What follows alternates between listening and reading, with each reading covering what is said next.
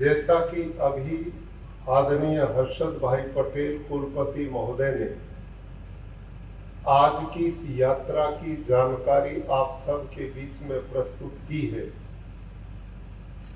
गुजरात विद्यापीठ पूज्य बापू महात्मा गांधी ने 1920 में स्थापित किया था। उस विद्यापीठ की स्थापना का प्रमुख उद्देश्य था कि उसमें पढ़ने वाले ऐसे बेटे और बेटियों को तैयार करना जो देश की आजादी में काम आए, देश की संस्कृति और विरासत को बचाने वाले बने और भारत की जो दुर्दशा अंग्रेज ने कर दी थी उससे बाहर निकाल करके भारत के लोगों को स्वावलंबी बनाए, आत्मनिर्भर बनाए। आज हमारी सरकारें जिस स्वावलंबन के अभियान को लेकर चल रही हैं, पूज्य बापू ने उस मिशन को उसी काल में शुरू कर दिया था जब उसकी बहुत बड़ी आवश्यकता थी।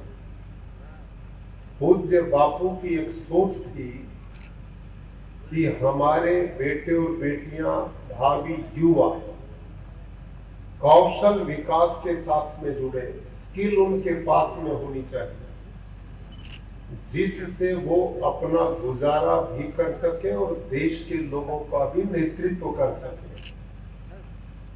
इसी के साथ उन्होंने गुजराती मीडियम में उस विद्यापीठ में पढ़ाने की व्यवस्था की थी। उनमें स्वदेश का भाव इतना प्रबल था कि पूज्य बापू चाहते थे कि हम लोगों को अपने वेशभूषा पर गर्व हो, हमें अपनी भाषा पे गर्व हो, हमें अपनी संस्कृति पे गर्व हो, हमारी सबका कल्याण चाहने वाली जो परंपराएं थी वो बराबर बनी रहे और हमारी भावी पीढ़ी के जवान बेटे और बेटियां संस्कारित हो, भारतीय जीवन मूल्यों के साथ जुड़ करके अपना जीवन यापन करें। इस सोच के साथ उन्होंने उस समय 1920 में गुजरात विद्यापीठ का नींव डाली और उस समय से लेकर आज तक उस संस्थान ने हजारों ऐसे विद्यार्थी जो ग्रामीण क्षेत्र के, जो देश के भिन्न भिन्न प्रांतों से आते हैं, ऐसे बालक और बालिकाएं वहां पर लगातार विद्या अध्ययन करते हैं। गुजरात विद्यापीठ ने एक निर्णय लिया कि पूज्य बापू का जो मिशन था वो बंद नहीं होना चाहिए। हमारे पढ़ने वाले बेटे और बेटियां धरती से जुड़े होने चाहिए। गांव का जो जीवन है वो कैसे जिया जाता है उसके बीच में जाकर के लोग रहें। और इसी सोच के साथ हमारे कुलपति महोदय ने पिछले वर्ष इसी प्रकार से एक यात्रा निकाली थी जिसने प्राकृतिक खेती का विचार पूरे प्रांत के गांव-गांव में पहुंचाया था। और इस वर्ष यह यात्रा जिसमें 2300 छात्र छात्राएं और अध्यापक जुड़े हुए हैं और इस ढंग से इस कार्यक्रम की रचना कुलपति महोदय ने की है कि जो स्टूडेंट्स जिस क्षेत्र के, उन छात्रों को उनके उसी क्षेत्र इलाका में भेजा जाए क्योंकि वो वहां के सारे सिस्टम को जानते हैं, समझते हैं, गांव की व्यवस्था भी जानते हैं। तो आज आपके बीच में स्वयं कुलपति महोदय आए हैं, उनके स्टाफ के लोग आए हैं और 12-14 बेटे बेटियां जो इसी क्षेत्र के गुजरात विद्यापीठ में पढ़ते वो हमारे बीच में, और ये गांव दर गांव जाएंगे। गांधी जी का जो मिशन था उसकी जानकारी आपके बीच में रखेंगे। और अब की बार जो थीम है वो है स्वावलंबन और स्वदेशी। आप सब जानते हैं कि कोई भी देश अब एक दूसरे देश पर निर्भर हुए बिना चल ही नहीं सकता। हमारी जरूरतें किसी की हम पूरी करते हैं, कुछ हमारी जरूरतें पूरी करते हैं। लेकिन पिछले दिनों अमेरिका ने जिस तरह टैरिफ लगा करके हमारी अर्थव्यवस्था को ध्वस्त करने की तैयारी की, लेकिन हमारे देश के बहादुर प्रधानमंत्री के जो झुकना जानते ही नहीं हैं, जो हमेशा भारत की गरिमा और गौरव को जिन्होंने विश्व स्तर पर पहुंचा है, उन्होंने बिल्कुल बिना झुके बिना थके एक ही निर्णय किया, कोई दिक्कत नहीं, हम 140 करोड़ लोगों का देश है, हमारे घर में अपनी इतनी खपत है कि हमें बाहर जाने की जरूरत नहीं है। और इसका उन्होंने वही नारा दिया जो पूज्य बापू ने आजादी के काल में दिए था, स्वदेशी। और आज यही विचार हमारे गुजरात विद्यापीठ के स्टाफ के टीचर्स और छात्र आपके बीच में लेकर के आए हैं। और इन बेटे बेटी जो भारत का भावी भविष्य है, इनको जानकारी देने के लिए आए हैं कि अब हम सब ने मिलकर, आप गांव के भी सम्मानित प्रतिष्ठित लोग यहाँ पर उपस्थित हुए हैं, हमारे अध्यापक अध्यापिकाओं का स्टाफ ही यहाँ पर उपस्थित है, और इस गांव और पड़ोसी गांव के अनेक बेटे बेटी स्कूल में पढ़ते हैं। आज का विचार आप सब ने अपने अपने घर में पहुंचाना, पड़ोसियों तक पहुंचाना, लोगों में पहुंचाना। किस लिए? देश के स्वावलंबन के लिए, देश के गौरव के लिए, देश की प्रतिष्ठा के लिए, देश के सम्मान के लिए। भाई और बहनों, जिस देश का हम अन्न खाते हैं, जहां की हम हवा लेते हैं, जहां हम जीवन जीते हैं, उस देश के सम्मान और गरिमा पर कोई ठेस पहुंचेगी तो हम सब एक हैं, और इस सम्मान के लिए बलिदान की जरूरत पड़े तो तैयार हो, ऐसा भाव हम सब में होना चाहिए। और उसी सोच के साथ आप सब बालकों को ये यात्रा, ये निवेदन करने आई है कि आप अपने अपने घरों में जो भी सामान प्रयोग करते हैं उसकी सूची तैयार करो, लिस्ट तैयार करो, और उसमें ये देखो विदेशी कंपनियों का कौन सा, स्वदेशी का कौन सा। आप स्वदेशी कंपनियों का ही माल घरों में प्रयोग करो। इससे क्या होगा कि हमारे देश के लोगों का खून पसीने का जो धन और कमाई, हमारा जो पैसा, वो विदेशों में नहीं जाएगा, और उसका सर्कुलेशन भारत में ही होगा।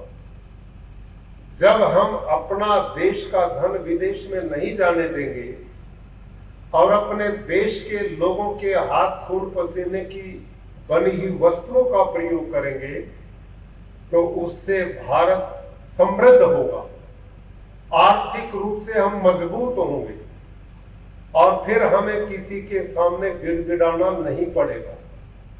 प्रधानमंत्री जी ने हम सब लोगों को आदेश दिया है कि भारत को हमने आत्मनिर्भर बनाना है, तो इसका तरीका स्वावलंबन, हम वो काम करें, ऐसा पहने, ऐसा जीवन में वस्तुओं का उपयोग करें कि हमने दूसरे देश की वस्तुओं की जरूरत ना पड़े। भारत तपस्वी लोगों का देश है, भारत त्यागी लोगों का देश है, भारत संस्कारी लोगों का देश है, और हम प्रधानमंत्री जी के इस मिशन में ईमानदारी से सहयोगी बनेंगे तो ये राष्ट्र की बहुत बड़ी सेवा होगी। और हम स्वावलंबन का अर्थ यह है जिस व्यक्ति को अपना जीवन चलाने में दूसरे की सहायता की जरूरत ना पड़े, किसी के आलंबन की जरूरत ना पड़े, हम खुद अपना जीवन अपनी ही चीज और अपने आप चला सके। इसी का नारा पूज्य बापू ने दिया था कि अपना काम स्वयं करो। कितना बड़ी बात उस समय उन्होंने की। उनके जितने गांधी आश्रम बनाए गए थे, उनके जितने भी संस्थान बने थे, उनमें जो लोग निवास करते थे, वहां कोई उनके लिए धोबी की व्यवस्था नहीं थी, उनके लिए सफाई कर्मचारी की जरूरत नहीं थी। वो स्वयं सवेरे झाड़ू लेकर अपने उस जगह को साफ करते थे, वो अपने वस्त्र स्वयं धोते थे, वो अपना भोजन बनाने की भी व्यवस्था अपनी थी, और वो अपना तो काम स्वयं करते थे, लेकिन औरों के लिए वस्त्र चरखा चलाकर बना करके देते थे। ये था स्वयं आलंबन रहित होना और देश को आगे बढ़ाने के लिए कौशल से जुड़ करके देश की उन्नति में सहयोग करना। तो आज की ये यात्रा इसी दिशा में काम करने वाली है। तो यहाँ जो पढ़ने वाले बेटे और बेटियां हैं, उन सब से ये सब लोग आग्रह करने आए हैं, बेटे आज प्रधानमंत्री जी जो भी कुछ रात और दिन मेहनत कर रहे हैं और पूरी सरकारों को इस दिशा में लगाया हुआ, सब एक ही काम पर लगे हैं कि भारत 2047 तक विकसित भारत बने। आप दुनिया के किसी देश से पीछे ना रहे, छाती तान करके सम्मान के साथ आप सब जिए। ये प्रधानमंत्री जी का मिशन है और ये काम अकेला व्यक्ति कोई नहीं कर सकता। हम सब मिलकर के इस काम को में जुड़ेंगे और उसका तरीका ये अपनी अपनी जिम्मेदारी को ईमानदारी से पालन करें। जहां जो जिस जिम्मेदारी पर खड़ा है, किसान खेत में खड़ा है और अध्यापक स्कूल में खड़ा है, जवान सीमाओं पर खड़ा है और सरकारी कर्मचारी अपने कार्यालयों में बैठा है, जहां भी जो है, और विद्यार्थी पढ़ाई का काम करता है, ये सब ईमानदारी से जहां बैठे हैं पूरे मनोयोग से काम करेंगे तो अपना देश स्वतः ही उन्नति और विकास की ओर बढ़ेगा। आज हम बच्चों के सामने, प्यारे बच्चों, आपका भविष्य अभी बहुत उज्जवल हो, इसके लिए ये जो आयु है ना आपकी, अब जहां हुआ, इसमें समझदारी से चलो, विवेक से चलो। इस आयु में बेटे आपके शरीर में हार्मोन्स चेंज होते हैं, शरीर में परिवर्तन होता है, बालक किशोर अवस्था से जवानी की ओर बढ़ता है, तो उसमें बहुत कल्पनाएं ब्रेन में आती है। इस आपकी उम्र में बच्चे बुद्धि से कम सोचते हैं और हार्ट से ज्यादा सोचते हैं। आप जो फिल्में देखते हो, आप जो मोबाइल में देखते हो, उन कहानियों को भी सच मान बैठते हो और वैसा जीवन चलाना शुरू कर देते हो। इससे आपने बचना। वो काल्पनिक चीजें होती हैं, उनसे हटके आप बच्चों ने सारी शक्ति केवल अर्जन करने में लगानी चाहिए। अर्जन मैंने प्राप्त करने में। क्या प्राप्त करना है? खेल कूद के साथ, योग व्यायाम के साथ अपने शारीरिक बल का संचय करो, इंद्रियों पर संयम की आदत डालो, अपने मन पर नियंत्रण की आदत डालो और गंदी संग से बचने का काम करो। जो बच्चे अच्छा पढ़ते हैं, अच्छी आदतें रखते हैं, संस्कारवान हैं, उनको अपना मित्र बनाओ। जिनमें आदतें अच्छी नहीं, जो आपके भावी जीवन को दुखदायी बना सकती हैं, ऐसे अपने मित्रों से बचना चाहिए जो आपको दुख का कारण बने। और इस अवस्था में सब जगह मैं एक बात कहता हूं, प्यारे बच्चों, आपका सबसे बड़ा हितैषी यदि कोई है तो आपके माता पिता, वो आपके गुरुजन। इस अवस्था में उनसे कोई चीज नहीं छिपानी चाहिए। आप बच्चे हैं, गलतियां होंगी, बड़ों से भी होती है। मनुष्य गलती का पुतला, ये न चाहते भी हो सकती है, लेकिन समझदार कौन है? जो गलती करके पछताता है और आगे गलती ना करने का रास्ता अपनाता है, वो व्यक्ति उन्नति करता जाता है, और जो गलती पर गलती करता जाता है और पश्चाताप नहीं करता वो बर्बाद हो जाता है। इसलिए बेटे और बेटी दोनों के लिए मेरा निवेदन है, मैं सारी जिंदगी बच्चे ही पढ़ाता रहा। मेरे गुरुकुल रेजिडेंशियल आदरणीय कुलपति महोदय ने देखे, वहां हजारों बच्चे पढ़ते हैं। उनमें मेरा लंबा अनुभव ये है कि इस उम्र में अध्यापकों से भी मेरा निवेदन है कि केवल अक्षर ज्ञान तक बच्चों को सीमित ना रखें।